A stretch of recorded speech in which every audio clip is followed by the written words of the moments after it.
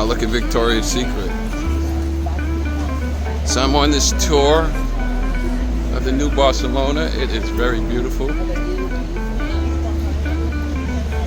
That's a nice H&M store right here. A lot of beautiful buildings. This is awesome. There'll be one winner. This is number one. It's called the Leo Morera. It's built 1902 to 1906. It's this by Antoni Gaudi, our famous architect. This is not Gaudi, guys. This is by another man called Dominic I Montaner. The architect here, he was Gaudi's teacher in architecture school. Dominic I Montaner, he's a genius. He did a lot of beautiful buildings in Barcelona, but he's less famous than Gaudi. Same guy who did that building. He did a beautiful concert space called the Music Palace in Barcelona. Palau de la Música. If you guys are looking to see Spanish guitar show or flamenco, you should check it out inside this venue. It's absolutely incredible. Okay, the Music Palace. Yeah, Palau de la Música. Same guy who did that and did this. He also did a beautiful Art Nouveau hospital complex up near the Sagrada Familia. It's like a little artistic city inside the walls. Guys, this thing gets about 5% of the crowds of the Sagrada Familia. So it's one of the most overlooked, secret, if you will, attractions in Barcelona. So if you want to have something beautiful without all the crowds, check out the hospital designed by this guy. The man who designed it said that sick people would heal faster if they were surrounded by beauty. Like, the artist is super proud Catalan. So obviously, he's going to talk about Catalan identity on the building. Now, one of the biggest aspects of Catalan identity is the legend of St. George and the dragon. Guys, anybody know the story of St. George and the dragon? So every 5-year-old child going to school here is going to learn this story. Once upon a time, there was an evil dragon. He was terrorizing the Catalans. They sent a hero called St. George. George slays the dragon, rescues the princess, they fell in love, and lived happily ever after. That's the story of St. George. St. George is the patron saint of Catalonia. The most popular boy's name here is Jordi, which is George. So the buildings are going to always have some reference to a St. George or a dragon. So my question to you, where's the dragon on the building? You have dragons there, yes, well spotted, over the glass window. On the ground floor as well. If you guys look at the ground floor, in the arches on the ground floor, we have dragons carved all over the place.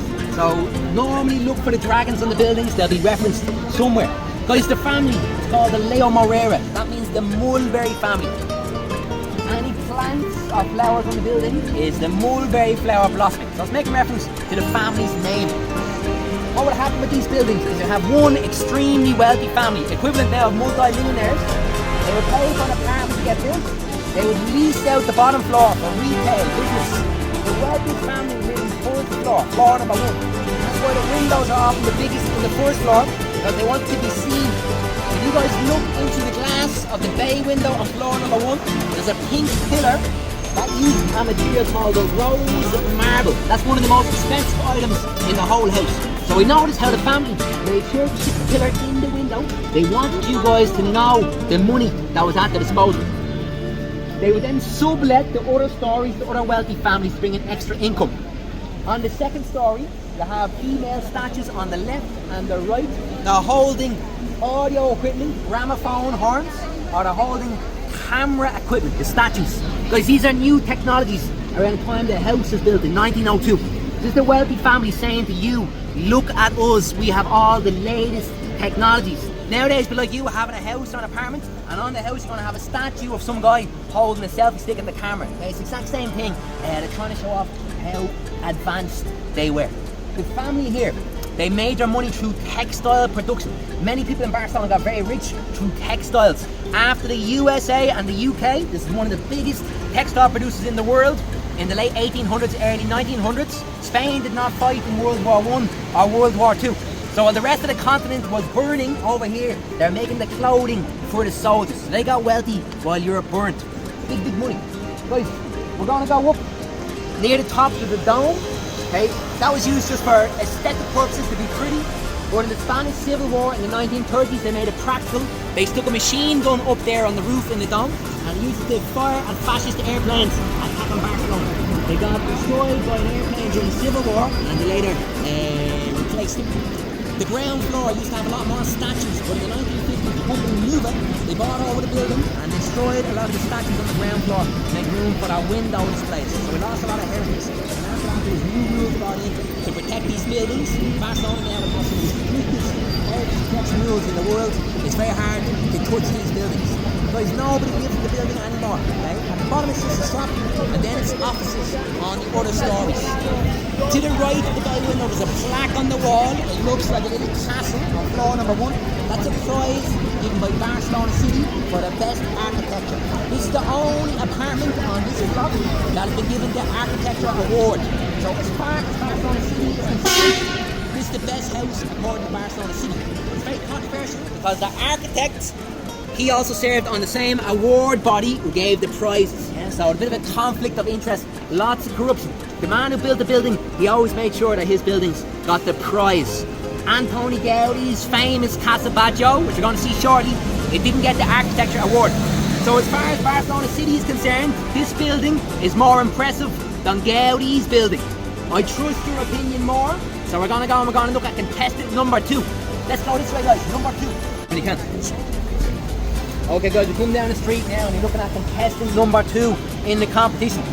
Is this Gaudi, yes or no? Yes. No, this one here. We're looking at this one. Guys, anybody know? This one is called the Casa. Easy. Guys, it's called the Casa Amache. Casa Amache, this one here. Okay? And it's not Gaudi, this one by another man called Puig y Cadafal. Guys, also a genius, he also did many buildings around the city. This building is stunning, but unfortunately for the architect, he had the bad luck of building this building next to that building. So everybody just ignores this, which is a real shame because it's stunning on itself. Yeah? So I need you guys to resist temptation. Pull your eyes. Look, they're already gone over there. Just pull your eyes. Pull your eyes away from the next building for a few minutes while we look at this. Okay? Now, this building was built in 1898. For the Amache family, meaning the almond family. So any flower you see on the building here, on the front images of flowers, is the almond flower. The name of the family is the almond family. Guys, they're going to make reference to Catalan identity. Remember, St. George and Dragon. Where's the dragon in this building? Anybody see a dragon? At the entrance. Look at the entrance door to the left of the entrance. We have a statue of St. George and he's slaying the dragon. So again, making reference to their culture. Guys, the building, it benefited out of the introduction from photography around the time it was getting built. Photography meant they took inspiration from all around the world. They didn't have to travel, they could just look at photographs. So you're going to see different styles of the building. The ground floors are called the Gothic revival style. So basically they're fake Gothic. That building is built in 1898. They're after making it look like you're going back hundreds of years ago into medieval Europe. So around the doorway you have statues of knights and villains and princesses, lions and a medieval crest and a shield. Look at the first floor on the right, we have a bay window. It's very Gothic style, okay? So little fake Gothic arches, little fake gargoyles coming out. If you look through the glass in the bay window, you see a familiar item in through the glass. You have the pink pillar, the rose marble column. We noticed that this family made sure to stick the pink pillar in the window. A few years later, the neighbours coming on, and I'm going to keep up with the competition. It was all about showing off the money. Guys, I need you to remember this kind of ostentatious display because this was going to be met with a very violent backlash a couple of years afterwards, and it became unfashionable to show off your money like this. But for a short period in Barcelona, it was in vogue. The family that lived here, it was a wealthy man, Mr. Amache. He was a widower, so his wife had died. He lived on the first floor with his teenage daughter, and then they rented out the other stories. And I'm telling you about their family identity on the left window over the doorway. Guys, look at the left window on floor number 1. At the bottom left corner, there's a young lady. She's got long hair. That's the teenage daughter of the head of the family, Mr. Amache. Above the young lady at the same window, there's a creepy statue doing this and looking down. That's the chaperone. The chaperone was an elderly woman who was employed by the wealthy families. She went wherever the young girl went, and she educated young girls about how to behave courteously, how to dress, how to use knife and fork, how to speak, etc. To the right of that is a man at the window, the same window, and he's got a little box camera, and that's the head of the family, Mr. Amache. He was an amateur photographer. Guys, the whole family is shown on that window. Again, to put a modern day parallel. It'd be like you having your apartment or your house nowadays. And on your house, you're going to have statues of all your family members, you and your husband and your son and your daughter, and whatever they like to do. Your son is playing the PlayStation, you're playing tennis, your daughter's doing yoga, etc. It's the exact same thing. As you go up the rooftop, it looks like a staircase, and that's modelled off the rooftop of Flanders in Belgium. Flanders is the key chocolate making region, and this family, they made the money through chocolates. Guys, they made a fortune making money for this chocolate. They still have a chocolate factory about an hour outside of Barcelona, and it's a chocolate cafe inside. It's absolutely delicious. So really, really worth at some stage, go inside that building, go into the chocolate cafe and order the best hot chocolate in Barcelona. Guys, I know hot chocolate is probably not on your mind right now, but it's air conditioned inside.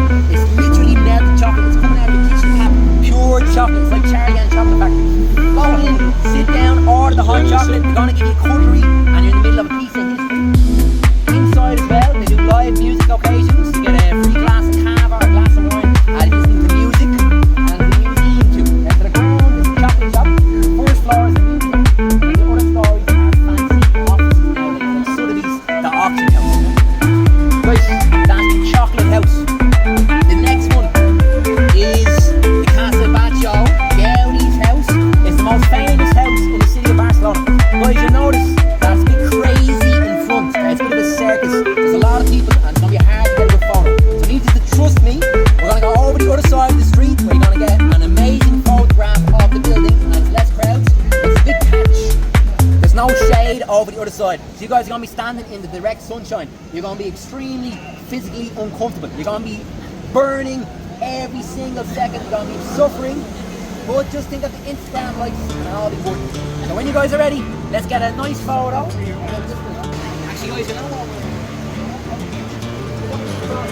Have a good shade here. Stay over this way.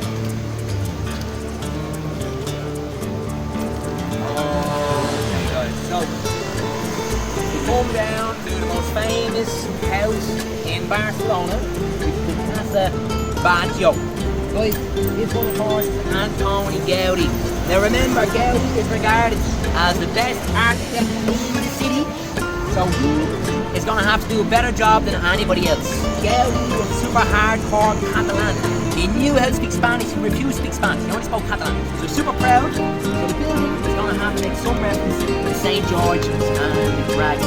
So my question for you guys now, where is the dragon on the building?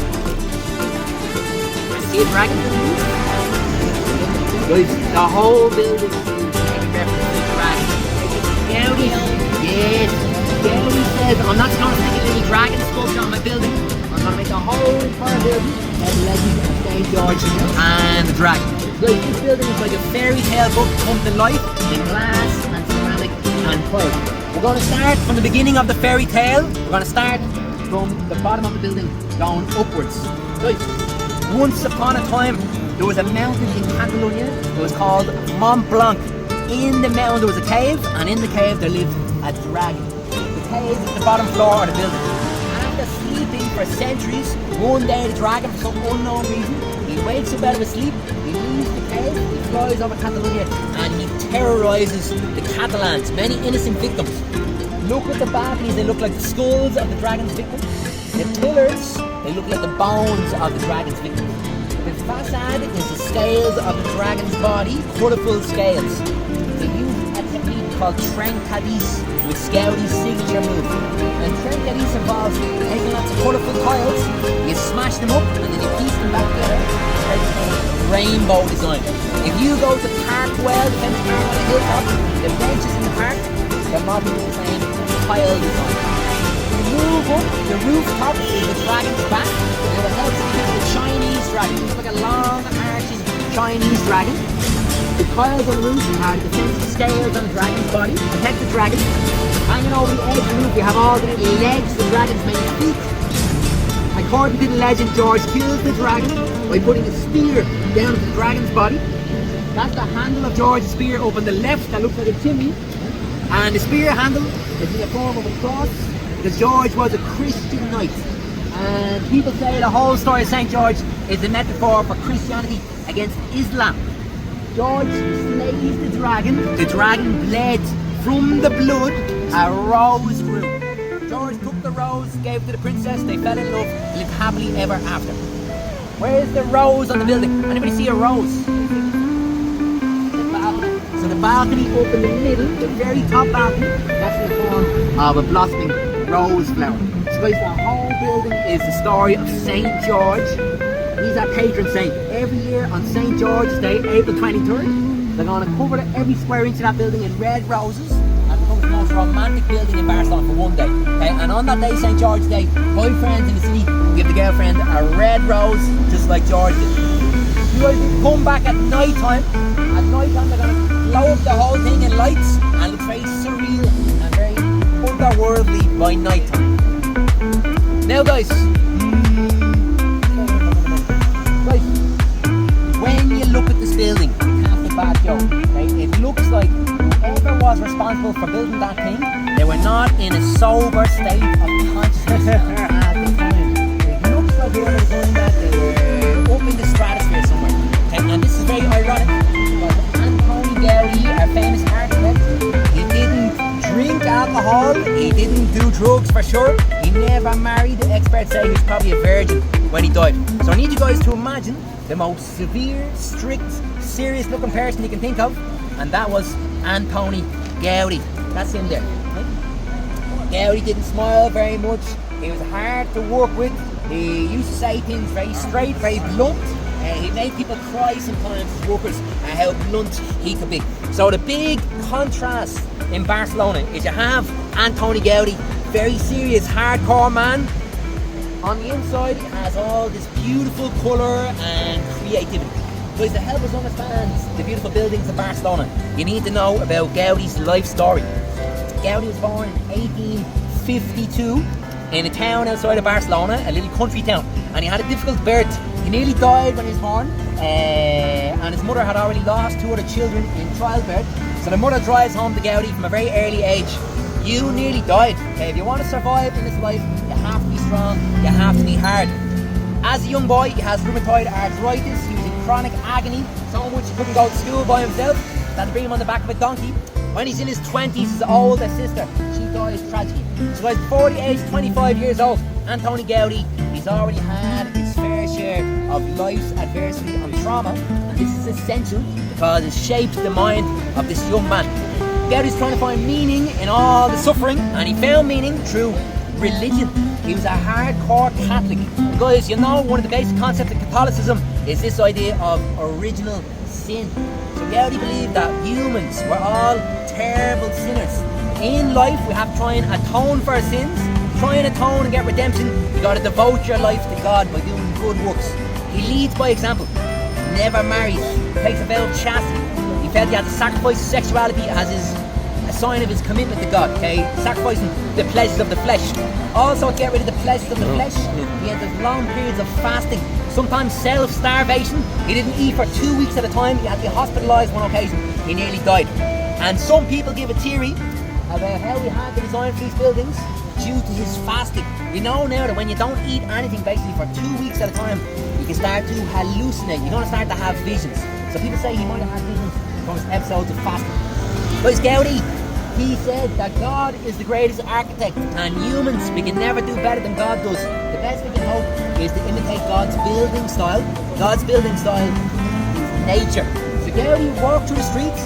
He would look at the trees in Barcelona. He would look where they come up, the way they twist, the way they branch out, and he seen the profound, he seen the divine in nature. He found nature self-transcendental. He said nature is perfect. It's got a nice ratio. Nature moves, it's alive, there's no stillness in nature, there's no straight lines in nature. And that's why his buildings, they also have no straight lines. His buildings have to move, they're fluid, they're dynamic. Gaudi said, I could build a building like that in 5 years. It took God a couple of 100 years to build a masterpiece like the tree. So he was always trying to emulate nature. And that's why the buildings stay so alive and dynamic.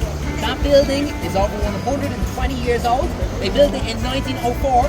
Guys, it could have been built last week because again it has this dynamic aspect to it. Now guys, we had 3 houses in our competition. We got to get in the results. There's only one winner. I want to hear your favourite Did anybody like the first house on the corner, the one with the dome on top? Anybody like that house as the best? Nobody. That's a definite no. Anybody like the chocolate house, the second one? That's my favourite. You too? Yeah, I like it. So I guess everybody else then is sort of pass it back, Joe. Guys, you're not alone in that. You're up there with tens of millions of other tourists. This is the most famous. And to be honest, most people not knowing the story of the block, they just walk past the other houses and they go straight to this thing for the Instagram. Guys, this house is after doubling in price since COVID.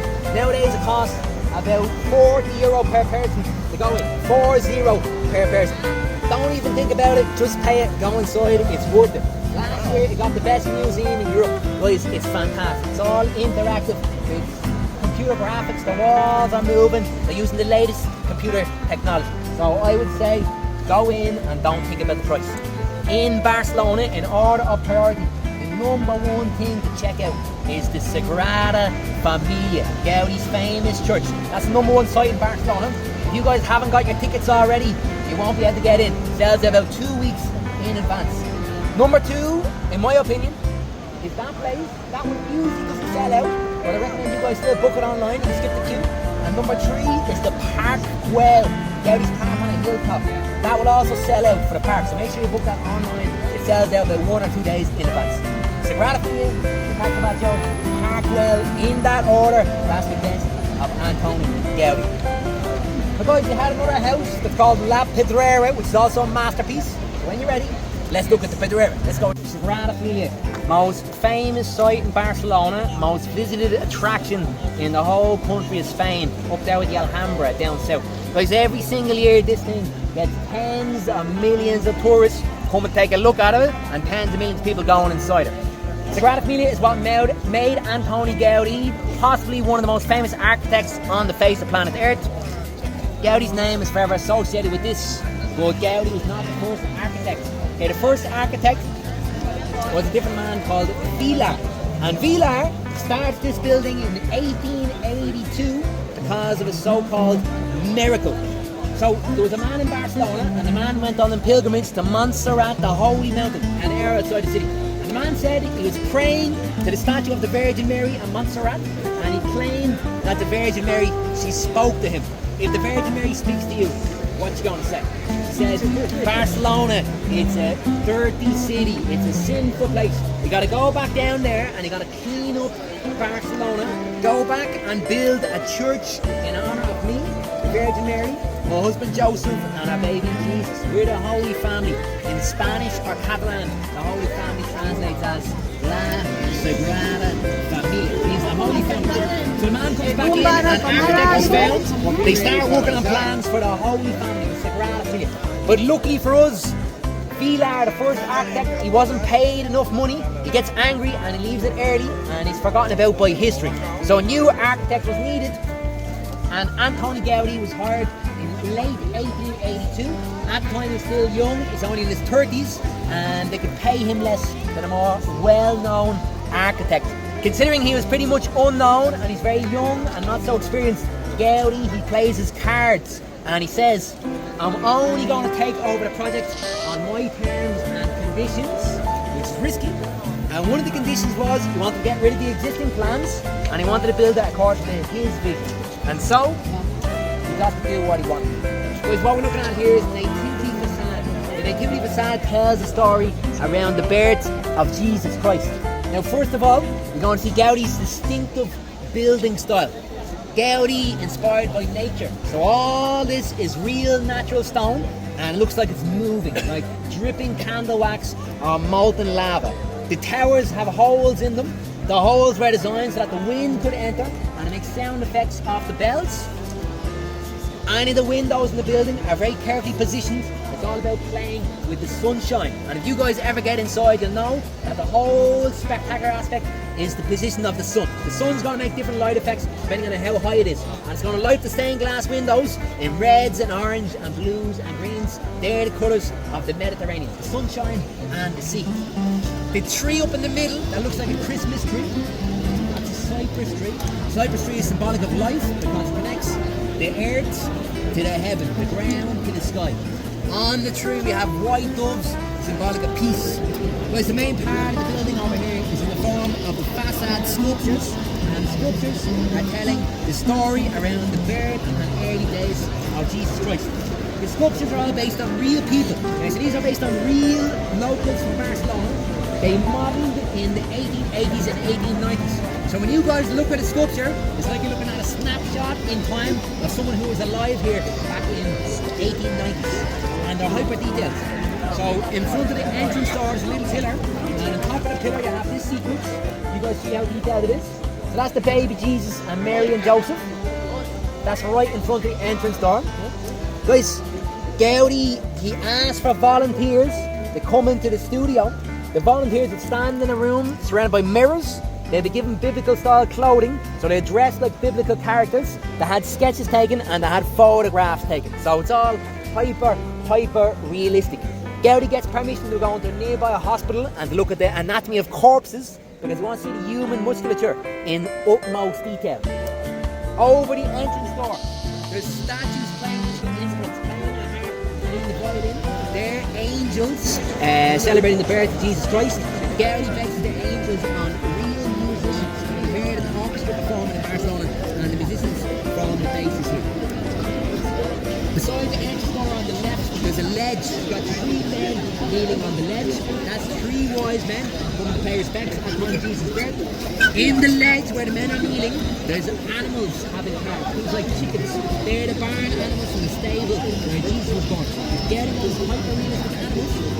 So he got his workers to bring in live animals into the studio. The animals were put unconscious using chloroform. Once they were unconscious, the workers put plaster cast on the animals and they captured the details. And when that was done, the plaster cast carefully opened and the animals were released again. Yes, so no animals were harmed in the making of the Sagrada Familia. Only psychologically damaged, yeah, but physically they were okay. Guys, Gaudi now starts to blur the lines between genius and the madness. Gaudi is most famous because he's an extremely eccentric individual, and his eccentricity goes to the next level on this building. To the left of the entrance there's a statue with bright white legs. Can you guys see the statue with the bright white legs directly in front of us? See that statue? Everybody sees that in the building. So guys, we have a statue, he's got bright white legs, he's got a tunic. Now I want you to look at that statue and I want you to tell me what you see. You're going to see a soldier and he's got a sword in one hand and he's holding something in the air in the other hand. He's got a baby. Right, he's holding a sword in one hand and the other hand he's got a baby. And that comes from the story in the Bible called the Bible bad guy. He's sent down to Jesus' story bar. He wants to stop that accident. So he tells the soldiers to murder any baby boys they can get their hand on. So the soldiers hold the baby up in the ground and throw the baby down in the ground. And if you guys look at the same statue, you see the baby's father is on his knees beside the soldier and he's pleading with the soldier trying to stop him from killing the baby. Gaudi needs to have a realistic human baby on the building and he got permission from the same nearby hospital where he's looking at anatomies of corpses. He got permission from parents who had a stillborn baby, and with their permission they took the stillborn baby, they put plaster cast on it, and that formed the basis for that sculpture. So guys, that sculpture is basically based on a real dead baby. That's pretty shocking now for 2024. You can imagine how scandalous that was in late 1800s, early 1900s. Gaudi, after the riots of 1909, he becomes increasingly eccentric. He starts to retreat from public life. He lives a solitary existence up in Park Well. Last 6 months of his life, he became so obsessed with this that he lived, he ate, and he slept on the construction site. He was here basically 24/7. He only left it once per day to go for an hour walk across the city, where he'd go for his confession in a church in the Old Town, where we started. He walked all the way back from where we started today to go for confession. And guys, one day in 1926, Gaudi's in his mid-70s, and on that walk, something happened. You know how Gaudi died? You know what happened to him? We're not too far off. He got hit by a tram. He was crossing the road, he's looking at plans for the building, he wasn't paying attention, and he gets taken out by a tram. Guys, tram stops, the passengers looked out the window. Who did they see lying on the ground? They did not see Antoni Gaudi. They seen what appeared to be some homeless man. Because Gaudi, towards the end of his life, he became increasingly more religious, and and he escalates his restrictive practices. He started to believe that money was evil. He believed that money had a bad effect. He didn't want to be tainted by the evils of money, so he gives his money away to his family for management. He doesn't want to handle the money anymore. In the last year, he's wearing the same raggedy old clothes.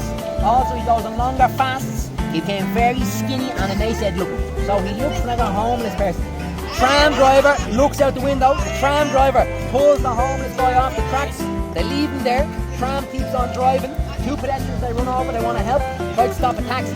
They got ignored. Took them 5 attempts. Finally, they got a taxi to stop. They get the homeless guy into the backseat. He's taken to a hospital for poor people in the old town. He's left on a bed for hours without getting proper care. When he's finally identified, they offer to take him to a private hospital with better treatment, and he refuses. He says, no, this is God's will, I'm going to stay here. And he died 2 days later from his injuries. It was probably preventable. Gaudi dies 1926. Everything stops on this building. Guys, there was a massive scandal. The people couldn't believe the manner that he died. The tram driver that ignored him, he was found, he got a prison sentence. There was a big public funeral in the streets. Tens of thousands of people. They brought Gaudi's coffin through the streets of Barcelona, and his body is now buried inside the building. It's in the basement level, in the crypt. Everything stops in 1926. No more work. 10 years pass by. 1936, Spanish Civil War breaks out. The city is taken over by the anarchists once again. They despise the Catholic Church. The anarchists shot some nuns and priests at the start of the Civil War. They attacked up to 80% of the convents of Barcelona. They started fires in the churches. The anarchists broke inside that one in 1936. They broke inside Gaudi's studio. They found all of his plans and his models for the building, models that he's working on for 40 years at least, from his 30s up until his 70s. They took his whole life's work and legacy, and then they started the fire and they burned down his studio. Guys, they burned it all down. They destroyed all the plans. So much so that nowadays nobody knows how Gaudi was going to finish the building, because the anarchists, they destroyed his plans for the building. So a large part of it now is just guesswork. By the time that Gaudi died, all that was finished was the basement, the crypt, the portal here with all the statues, and one of those towers. So that means that nowadays only at most 20% of this building is Antoni Gaudi. 80% is modern day architects having their own interpretation. Critics call it tapas architecture, okay, because a bit of everything random on the building. The styles look very, very different. For example, the fruit bowls up here, there's fruit bowls. That's all done by a Japanese architect in the 1990s. People say the anarchists probably would have blown up the whole thing with dynamite, but they had one of the towers at the time. It was good for a lookout, it was good for strategic purposes, so they left the building. But the anarchists are not the only ones who tried to attack this building. It has been in 2017, had a terrorist attack in Barcelona. Terrorists were stockpiling a van with explosives. They planned to drive, but the plan got stopped. But ever since 2017, you notice that they're blocking off the street over here. So we can literally stand here in the middle of the road. We're going to go now to the other side of the building, which is the Passion Façade, see what architects have been working on since Gaudi died. And you're going to notice that when we get to the other side, it's a normal functioning road. The other side is not blocked off. Nobody cares if terrorists block the other side. It's not authentic Antoni Gaudi. They only care about the Gaudi side. So when you guys are ready, let's go and see what's the angle, I think.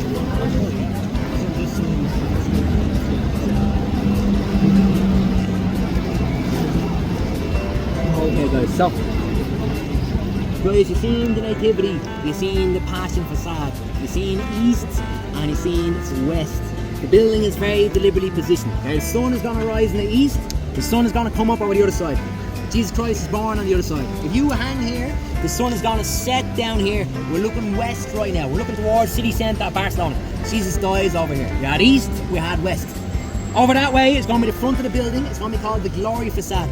When they start building the front of the building, they're going to destroy a city block over there, Manzana. They're going to knock down a couple of houses, apartments. A couple of hundred people are going to lose their homes. They're going to knock it down so they can build a park over there. You know, so standing in the park now, over the other side, they're going to have a park as you approach coming up to the front, so all the people are going to lose their homes. It's a controversy at the moment. It's going to be compulsory purchase, they have no choice. This is going to be the back of the building with the dome. That's the sacristy. The sacristy is where the priest is going to have all of his stores of Felip. But Guys, if you think it's big now, when it's finished, it's going to be a lot bigger. When it's finished, it's going to be 18 towers total. 12 towers for the apostles, 4 towers for the evangelists, 1 big tower for the Virgin Mary. And the biggest tower coming right through the middle right now, that's for Jesus Christ himself. When this is finished, it's going to be the tallest building in Barcelona. It'll be 170 metres plus. It's front of the wharf, the rest of the skyline. It'll be a few metres less tall than the mountains that surround the city. This Gaudi stipulated no structure built by man can be taller than a structure built by God. Do you guys know the giant Jesus statue in Rio de Janeiro? You know the Yes. Jesus statue in Brazil? They have here, this is finished, it's going to be about 3 of those Jesus statues stacked on top of each other. Guys, at the moment, they still don't quite right below that small gap. Yeah, so it will be bigger than this. Guys, I'm going to show you computer simulation. You can pass that around. That's what it's going to look like when it's finished. So that's the project. Bear in mind that all the surrounding buildings are about 10 stories high. So you're going to see it's going to absolutely dwarf the whole skyline. Guys, I got it. anybody Thank you know so much. when they're going to finish it? What's the finish like? 26. They were saying 2026. Why 2026? That was an important year. That's the centenary. That's the 100-year anniversary since Gaudi died. So the rest saying 2026. Do you think it looks like it's going to be finished in 2026? Like last year they had a press release and it changed what they're saying, and now they're saying maybe 2035. They might finish it in 2035. Yes. So what you need to do is, as soon as the tour is finished, you need to go on Google Flights immediately and you can book your tickets to Barcelona in 2025. Guys, do it now because it'll still be cheap.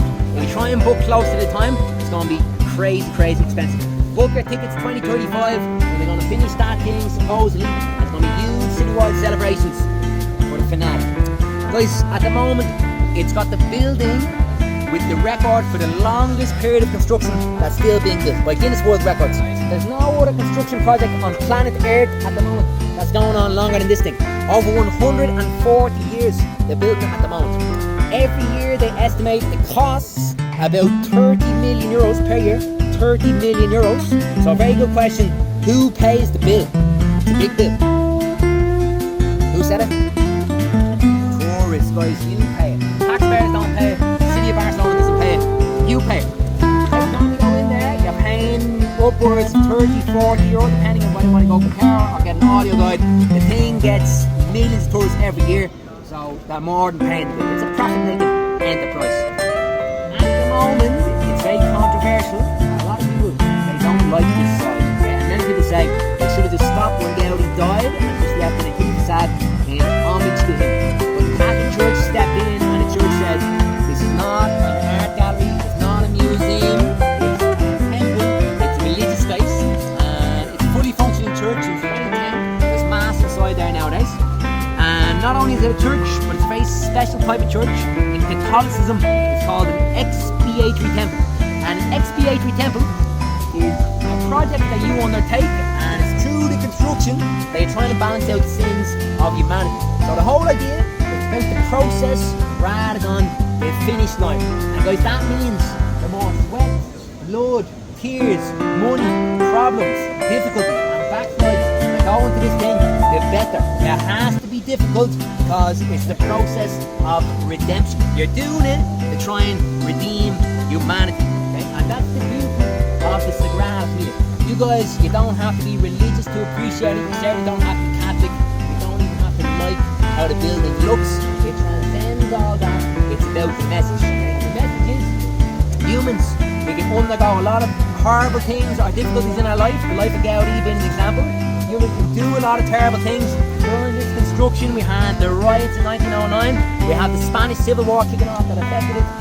But the message is that humans, no matter what they experience or do, humans have this capacity to better themselves, okay, to redeem themselves. They get up out of the gutter, they pick themselves up, they dust themselves off, and they come back bigger and better and more beautiful than ever before. Humans always have this better element of their nature. That was the message we already started in 1882. That's when he got killed in 1926. And that's the message now in 2024, despite all the things that have impacted that building in the last couple of years, between COVID and wars, etc. So guys, enjoy the building, reflect on the message. It's a powerful one. Enjoy Gaudi and enjoy Barcelona. Nothing like this has been done anywhere else on the face of the planet. End of the Gaudi tour. Wonderful, wonderful. Thank you. And we're looking at the next most famous house by Antoni Gaudi. This one's called Casa Mila. Gaudi started this in 1906. It was fresh from the success of the Casa Baggio, and it's not just today, but when they finished Casa Baggio in 1906, everybody loved it. It's an instant success. So that's Gaudi at the height of his fame. He can do whatever the hell he wants. 1906, Mr. Baggio, who owned the last building, he starts recommending Gaudi to all of his wealthy friends.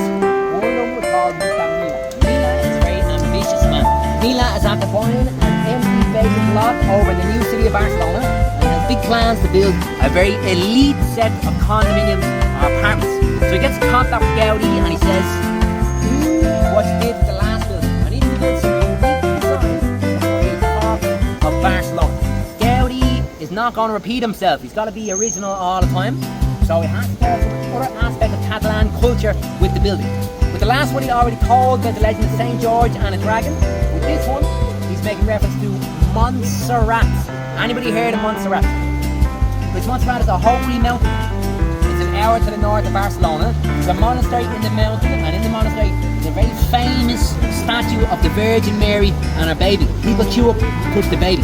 So people go on pilgrimages there for hundreds of years. Gaudi says, I'm going to take the spiritual holy mountain in Catalonia, and I'm going to use that as inspiration to build my own holy man-made mountain in the heart of the city. So that's what we have here. It's a mountain in the middle of Barcelona.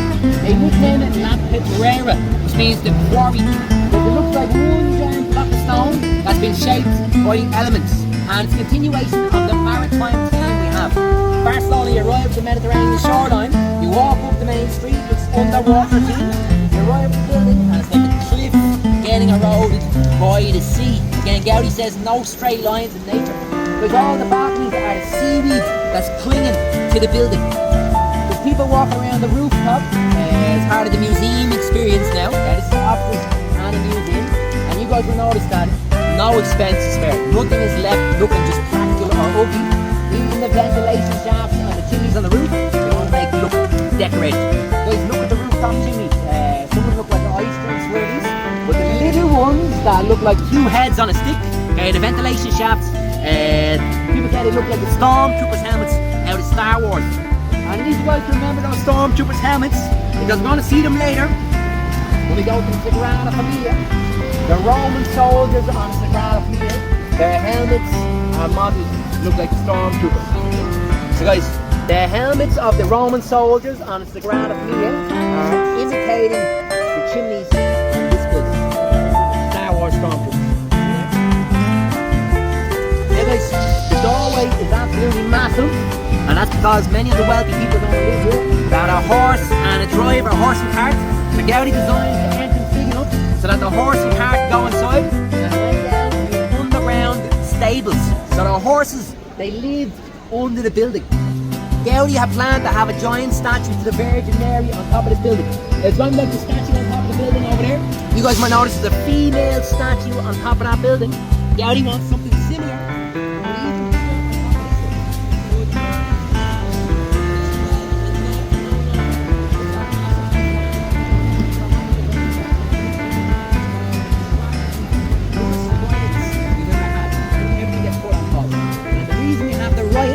Because of these kind of buildings. Guys, as Barcelona industrialised, you had two new social classes rising up rapidly. Some people ran the factories, they were the capitalist class, they lived in these buildings. The majority of the population became known as the working classes, and they lived 15 minutes in the heart of the old town. And as certain people are living up here, the majority of the population were down there, they were working in the factories from about 5 a.m. to about 8 p.m. They went to work with their children in the morning because it was cheaper for the employers to pay children rather than pay adults. Their children kept dying due to all the factory fumes. When you factor in child mortality, they lived on average to 40 years old down there, 40. At the same time, these things were getting built. People had lived longer in Roman times, Barcelona. 2,000 years prior, got industrial revolution times, Barcelona. But people down there, they lived in dark basements, rooms with no windows. seen those overcrowding, rat infestations, dysentery. It was a hell. As they were living down there, they were watching these very tall buildings getting up, and they started to get angry. And their anger starts to build, and it starts to build, and it just needed to find an outlet. And eventually it found an outlet in a form of radicalism known as anarchism. Okay? And anarchism had a very interesting message for the working classes. And the message was, the system as it currently stands does not operate in your interest. The system is stacked against you. The system is literally letting you and your children die. You got no prospects for a better future. You got no hope. If you want to survive, you have to destroy the system before it destroys you. And who's the system? People living in these buildings, but also the Catholic Church as an organisation. Very wealthy, very corrupt, has a lot of land, pays no taxes. So the mob started to organise, and it started to backlash violently against the wealthy classes in Barcelona and against the Catholic Church. Guys, in the 1880s, we have an anarchist terrorist attack in Barcelona on the Ramblas, the Opera House. An anarchist stood up into an opera performance dressed as a wealthy person. Halfway through the performance, he stood up in the crowd and he took out one of these things. It's called an Orsini bomb. That was a grenade used by the anarchists at the time. He threw it into the crowd. He killed 20 of the city's elite and he injured another 20 more. For decades afterwards, nobody would sit in those seats in the Opera House because everybody thought they were haunted. It was bad luck. There was police reprisals, there was more anarchist activity, and everything eventually explodes in 1909 when the anarchists take over the streets and they start to riot for a whole week. There was lots of deaths, lots of destruction. If you guys Google image tragic week Barcelona, you see the city skyline with black smoke all over. After the riots, the owner of the building comes to Gaudi and he says, "You're not building a statue of the Virgin Mary on top of this anymore, because the next time the poor people get angry, they're going to attack that building and they're going to attack anybody living inside that building." Gaudi, he leaves early and the building has to be taken over by his assistants and it's finished in 1912. And we can tell that Gaudi didn't stay on to finish it because he's lacking one of Gaudi's main pushes, which is colour. There's no colour on the building. Gaudi had planned that all the neighbours had an irrigation system. He wanted to grow plants and it was going to bloom depending on the season. Reds, greens, blue and yellows. This building was going to be like nature come to life, but instead he leaves it early and has more grace and beauty that we have nowadays. This building is really important in Barcelona because it marks the tipping point before and after with the social class conflict. After the riots, it became understandably undesirable to live inside the buildings, and that's why nobody lives inside them ever since. Nobody wanted to live inside them. Nowadays, then there's offices and a museum. Gaudi was living in Parkwell at the time of the riots. He seen the city burning and he was so affected by the riots that he made reference to it on a Sagrada Familia. So if you guys go inside the Sagrada Familia at some stage, there's a sculpture. I'm going to explain the sculpture and then I'm going to pass it around so you guys can see it. Because you have a sculptural sequence, okay? In the middle, there's the bomb, the grenade that the anarchists used to use. The bomb is being held by an anarchist, okay? And we know he's an anarchist because he's wearing a worker's uniform. He's got worker's overalls. And the bomb is being given to the anarchist by a demon. There's a half man, a half lizard creature. That's a demon that's trying to tempt the anarchists by giving them the bomb. So Gaudi's message to the anarchists, turn away from temptation. You gotta resist evil. That's how strong he felt about it. You guys pass that around, please. Have a good look. Just pass it around. Guys, make sure you can see the demon, make sure you can see the bomb, and make sure you can see the anarchist. There's three key features of the image. Which facade is this? This is in one of the portals, so one of the doorways. If you're gonna go see the, are you gonna go inside at some stage? Yes. I went yesterday. Yes, so it's got like a minor key feature. Oh, yeah. Everybody sees the demon. Yeah. Circle feature. Alright, guys. Thanks.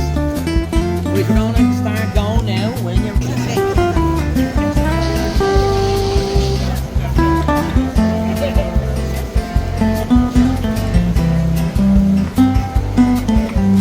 Familia. The metro station is literally called Sagrada Familia. It's the second stop. When you get out of the train, turn left, walk up the staircase, and wait at the top of the staircase. Don't leave the underground metro station. 2 stops, turn left, wait at the top of the staircase. Guys, if it's busy, people... Okay, so I am in Barcelona and I just entered the train station, part of the tour. It looks a little like New York, a little, except for these little escalators. We have someone over here singing. Pretty good. He's doing a good job.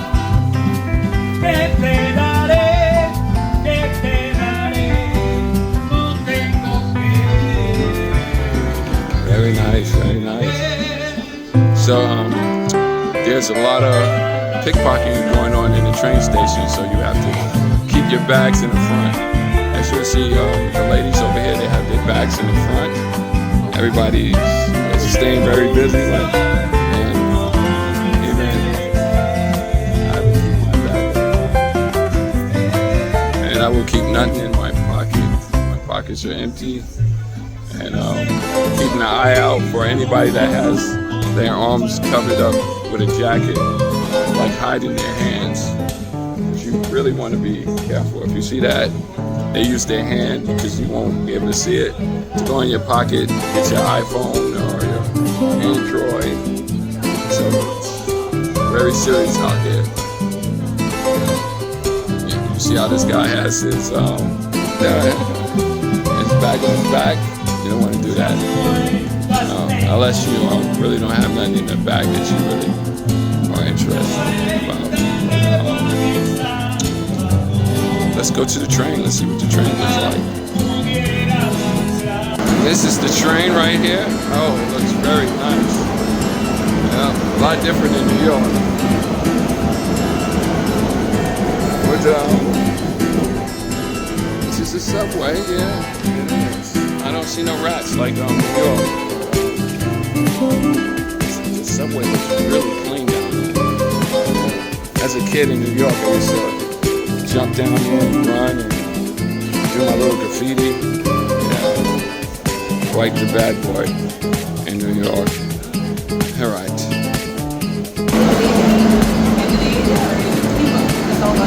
Oh, sorry. Oh, you with us?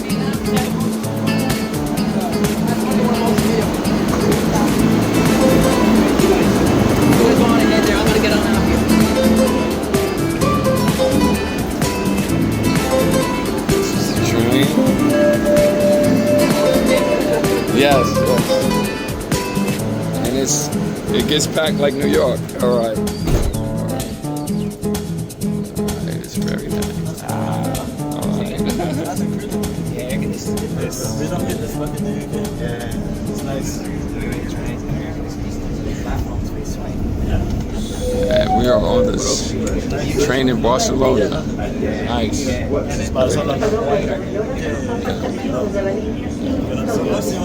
Yeah. Okay, I got you now. Nice and warm. Yes, yes, very nice. Yeah, it's very good. Keep up your video. Yes, yes, About you. yes. We will subscribe you and we will always keep you up. Thank you. Thank you for your support. All right. God bless you. God bless you. God bless you. All right. It's all right.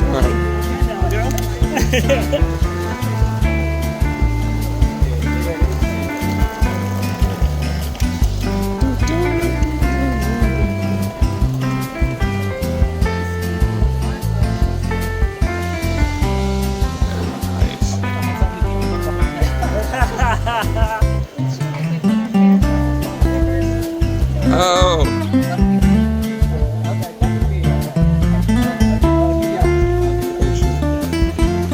One more.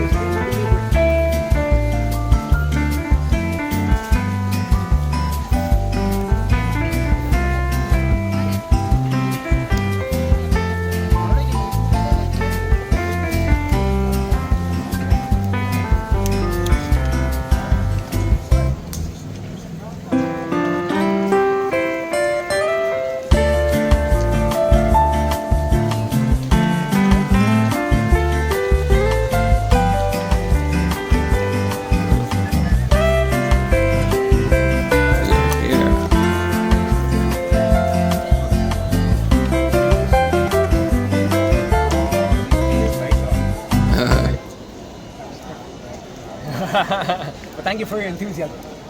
No spoilers.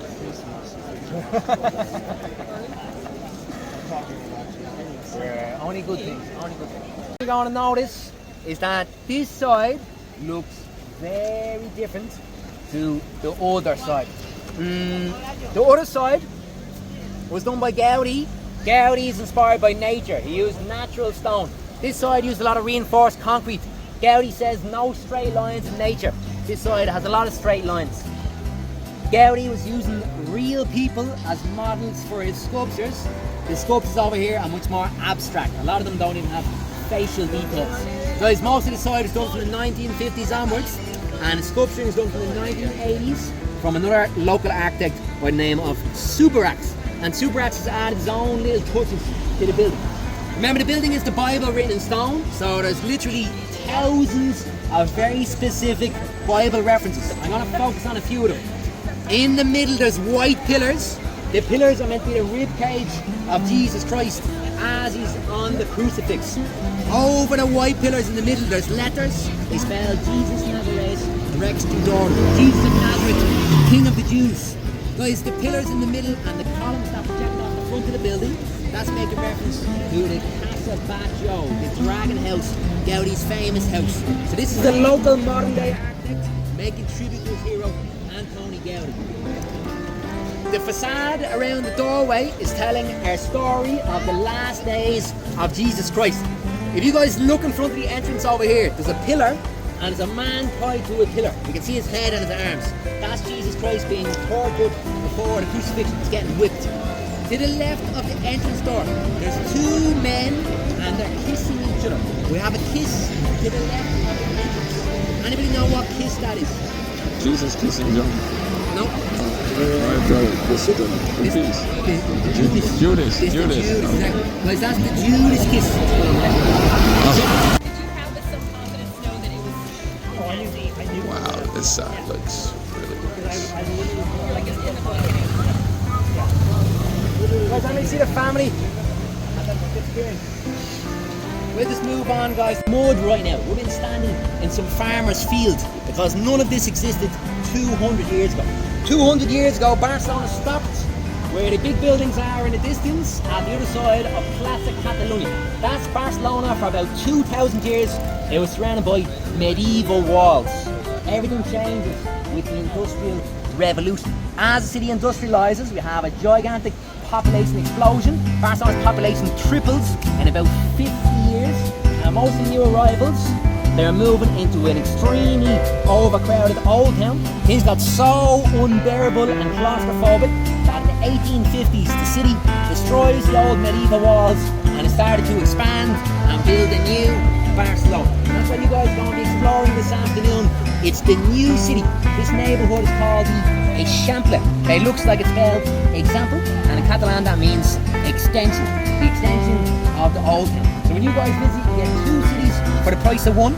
You have an old town Barcelona and you have a new town Barcelona. We call it the new town. It's actually about 200 years old.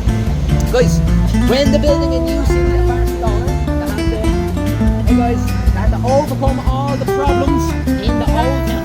In the old town, it was built in Roman and medieval times.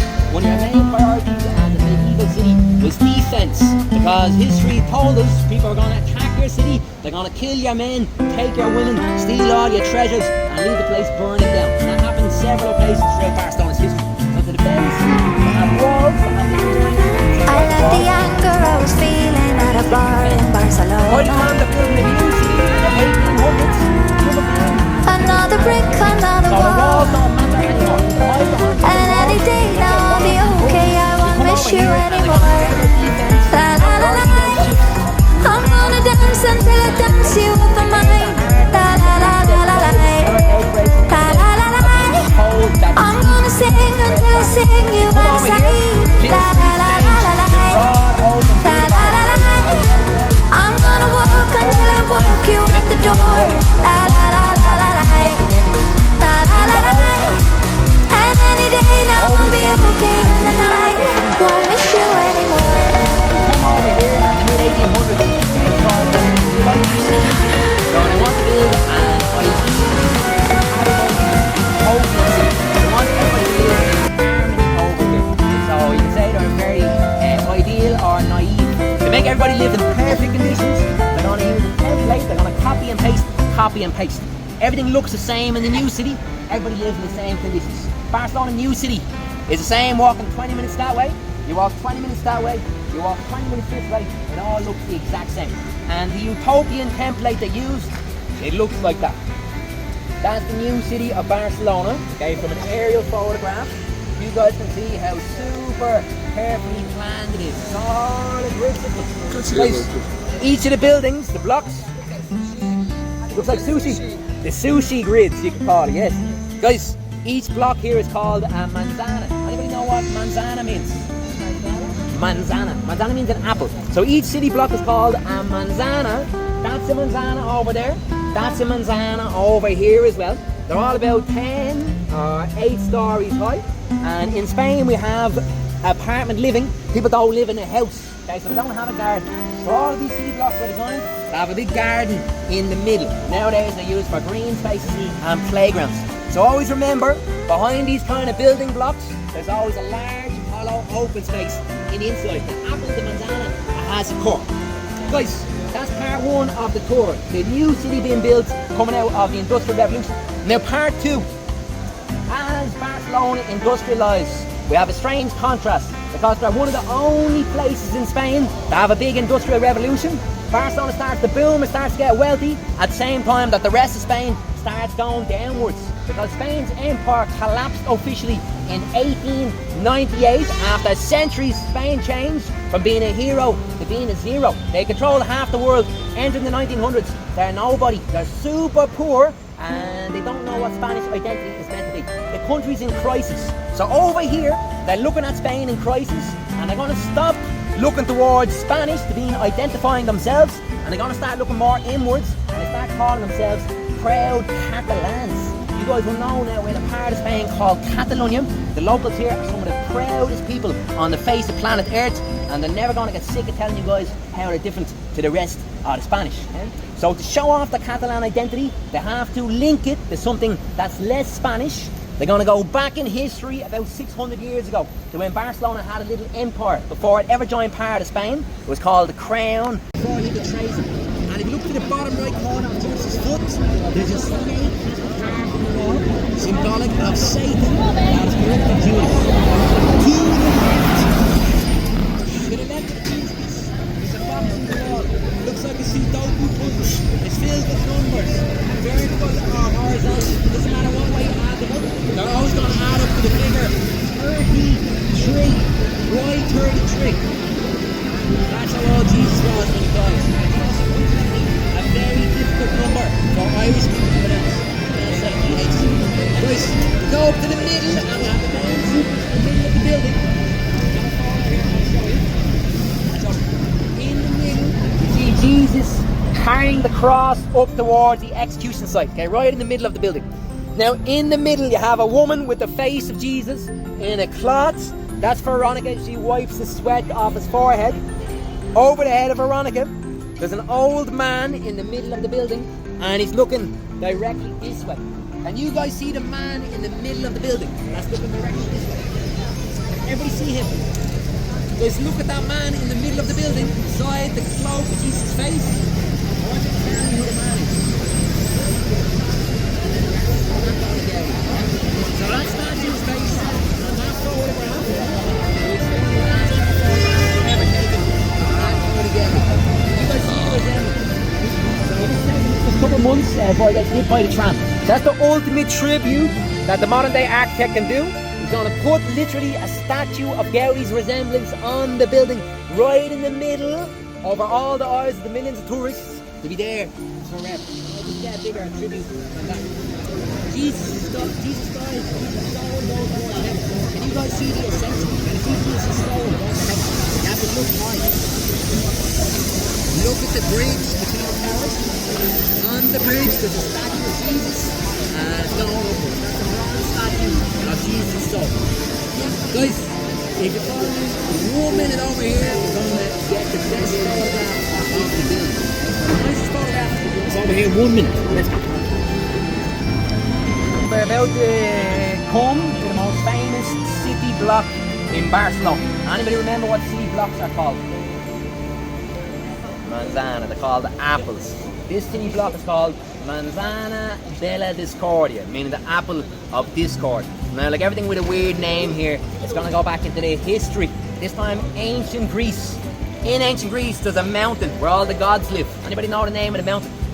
Olympics. On top of the mountain, you have the king of the gods, whose name is Zeus. One day, Zeus decides to hold a big party, so he sends out the invitations, and you know it's going to be an awesome party. What with him being the king of the gods? Everybody gets invited, apart from one goddess. Her name is Eris. She's the goddess of discord, of troublemaking. Zeus doesn't want her at the party because he knows she's going to make some problems. When Eris finds out she didn't get invited, she gets pissed off and she says, I'm going to do what I do best. I'm going to rock up anyway, uninvited, and I'm going to cause some mayhem. So Eris basically gate crashes the party. She arrives when nobody wanted her, and she brings a gift for the party goers. It's behind her back. And the gift she receives, or reveals, is a golden apple, okay, a manzana. And on the apple are the words, to the most beautiful. The Greek gods are very vain creatures, so they all want to be called the most beautiful, and they can't decide. So they need to call the help of the most handsome man in the world at the time. His name was Paris.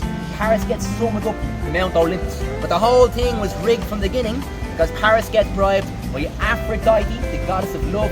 Aphrodite says to Paris, if you declare me the most beautiful goddess, I'm going to make Helen of Troy, the most beautiful human female. She's going to fall in love with you. So Paris, he takes the bait, says, Aphrodite, you're the most beautiful goddess. Aphrodite makes Helen fall in love with Paris, and as a result we get a little conflict known as the Trojan War down below on planet Earth, which causes untold destruction for humanity. Guys, fast forward nowadays, September 2024, the locals of Barcelona, they call that city block Manzana della Discordia, the apple of discord, because the locals say they have 3 of the most beautiful apartment blocks. They're almost neighbours with each other, and each apartment is in a big competition for you mere mortals to decide what's the most beautiful. So you now have to do the judgment of Paris. And guys, no pressure, but if you mess this up, a lot of people are going to die. But no pressure. When you guys are ready, let's look at contestant number 1. It's on the corner. Leo Morera house. Let's go, guys.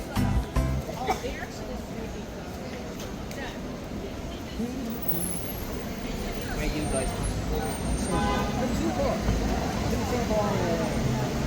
About their identity, every single square inch of this place. They're the proudest people on the face of the planet. So from the floor upwards, they're telling you about who they are. The tiles are done by Antoni Gaudi. Okay, this is based on an original temple by Gaudi. Guys, this is an underwater design. Okay, so you're in a maritime city. We got the Mediterranean. So as you're walking down the street, look at the ground. You have seashells, octopus, various different sea life. These shells are unique to this one street, Passage de Gracia. So they line the whole street. The tiles are going to change depending on the neighbourhood you're in. As you walk around Barcelona, we have at least 6 different designs of tiles, and they're all works of art in themselves. Yes. If these are loose, if there's construction works, people sometimes steal these things and take them home as a souvenir from Barcelona. So if you guys are looking for a very unique souvenir, now you know where to find them. It just might go over the baggage allowance. Okay, they're very, very heavy. So be careful if you are taking them. So guys, we have Gaudi's tiles on the floor. We start moving upwards. Also on this street we have lamp posts which are unique to this one place. The lamps on the Passage de Gracia, they have a crown on the top, and on the top of the crown we have an animal. Can you identify what the animal is? There's a bat. There's a bat on the top of the crown. Now the bat is the symbol of Barcelona, and it's going back to old legends, which says about 600 years ago we have a king of the Barcelona area, his name's King James, but he's known as the Conqueror. He's moving down to Barcelona with his army, and they're defeating opponent after opponent as they conquer other territories of Spain. After weeks of campaign, the Barcelona army they arrive in Valencia, about 4 hours driving south of here. Valencia puts a strong resistance. So Barcelona, they stop at the city of Valencia. Their army lays siege to Valencia. After many days, it's the middle of the night. Our army from Barcelona, they're sleeping in their tents, and in the middle of the night, a bat flies into the tent flaps of our hero, King James, the general of the army. Okay, and it wakes a little noise inside the tent. So James, he wakes up with the sound of the bat. He screams like he's having a nightmare. His bodyguards come inside. They're looking for an assassin. All they see is the bat. So they say to him, shh, go back to sleep. King James starts going back to sleep. The bodyguards start relaxing. Just as all the soldiers are relaxing, they hear a second sound in the bushes. And this time it's not the sound of a bat. They hear the sound of steel. And the army from Barcelona realised suddenly that the army from Valencia have been trying to launch a sneak attack on them in the night time. And if the bat didn't wake everybody up, they would have been killed when they were sleeping. So then the Barcelona army, they see the true danger, they quickly grab their swords, they grab their shields, they fight away the Valencian sneak attack, and then they decide to turn the attack on Valencia, and they go for the city of Valencia the very same night, and they conquered Valencia. Because after that last minute victory, you might be able to guess what the locals from Barcelona said. The bat. The bat saved all of us. If it wasn't for that bat, we'd all be dead right now. The bat is clearly a divine, holy creature. It's a messenger from God to protect his people from Barcelona. So they made the bat their mascot and they started sticking it all over the buildings, and that carries forward nowadays. 600 years later, we still have bats used all over the place. Guys, this is a brand of alcohol with a bat on the label. Anybody know what alcohol that is? Bacardi.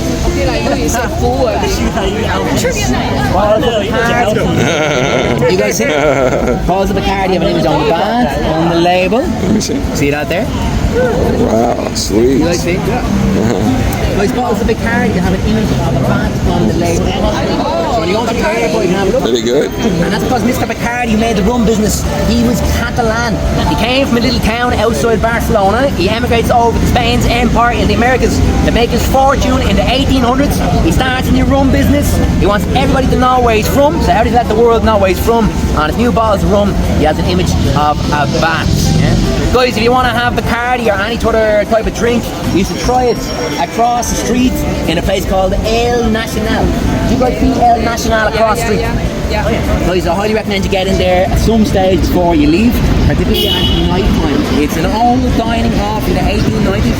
It's spectacular. Try and go in there at night time. It's all lit up. There's lots of restaurants and bars inside. The restaurants are not very good. Don't eat at the restaurants.